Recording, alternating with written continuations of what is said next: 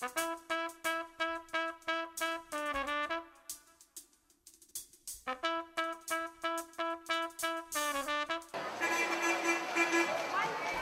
capital ang tawag sa Divisoria. Mura lahat at may kasama pang sari-saring amoy, putok at pawis. Ikaw, susugal ka ba sa DV Adventure? Get it, girl. But I like it. Pagkatapos ng bonus, nagtrip akong pumunta sa Divisoria. Siyempre, para manghunting ng bargain at pangregalo. Ang unang papasok sa isip mo, ito pala ang pakiramdam ng mga salinas sa lata ng sardinas. Along the way, mismong mamimili na muntik na namin makapalitan ng mukha ang tinanong namin ng DV Survival Tips. Naku, napakahirap. Kailangan makipagkit-kitan ka. Huwag ka na mag-makeup pa, huwag ka na magsusot ng maganda. Bakit po pag naka-makeup? Naku po, huhulas ka lang sa pawis.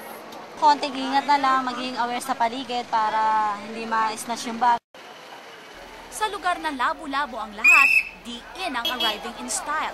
Mas praktikal magkadilakad at mag-commute. Kung di, mag-overheat sa init ng ulo mo. Wala nang madaanan doon, sobrang traffic. 1 hour na kami naglakad. Pero kahit pa, sino ba naman ang hindi may engganyong mamili sa lugar ng best deals para sa pera mo? Kahit ang iba, may bit-bit pang bata, sige pa rin ang energy sa shopping. Si nanay, may foolproof na listahan para kahit mahilo sa init, di niya makakalimutan ang mga dapat regaluhan. Sa DV, lahat daw ng mamimili pwedeng mag-feeling na can afford at generous, lalo na ngayong kapitan ng sinturon. Ang 50 pesos dito may halaga pa, katumbas ng Made in Korea blouse na ito. Saan? Sabi ni Erap, sama-sama tayong presyong mahirap ate ito. Pang mayaman, presyong pang mahirap ate.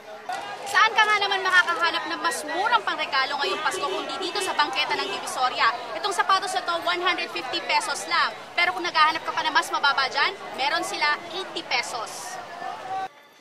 Sa DV, popular na destinasyon ng 168 at Tutuban. Pero marami ka ring matitisod sa mga gilid-gilid. Mula mga bargain hanggang mga karakter na tindero. Tulad nila Polo at Ogie. Hindi yung mga artista ha. Tindero sila ng blouse at shorts. At ang deal, 2 for 150. Kasi ito lang mura sa amin te. 50 na lang binibigyan namin tapat na po. Wala na bawas yan? Wala na bawas te. Bukod sa mga vendor, murang paninda at mga mamimili, meron pang isang permanent fixture sa DV, si Mando. Makakamura kayo sa bangketa, kay Mando lang kayo mag-ingat. Tsaka kay Lupin. Mando Rukot! Naispatan ko ang mamang ito na may megaphone kahit masakit sa tenga ang ingay, for a cause naman daw ang ginagawa niya. Yung mga wallet natin te, ingatan lang natin. Pero kahit yata buong araw na umikot si Manong, meron pa rin tila naghahamon kay Mando. Ito na nga, naka-expose na nga yung wallet ko eh.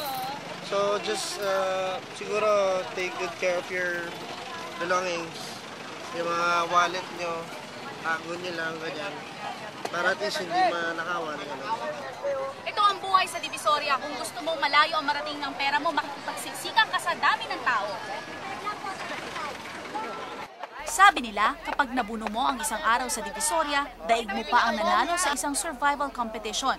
Ikaw ba naman na makipagbalyahan habang namimili, makipagtawaran sa init ng araw, sumuong sa mabigat na traffic, o lumakad hanggang mapudpod ang swelas? Ang pagod at barya mo, sulit. At ang ireregalo mo, pwede mo talagang sabihin na galing sa pawis. Faye Tobias po, dokumentado. Wala na bawas?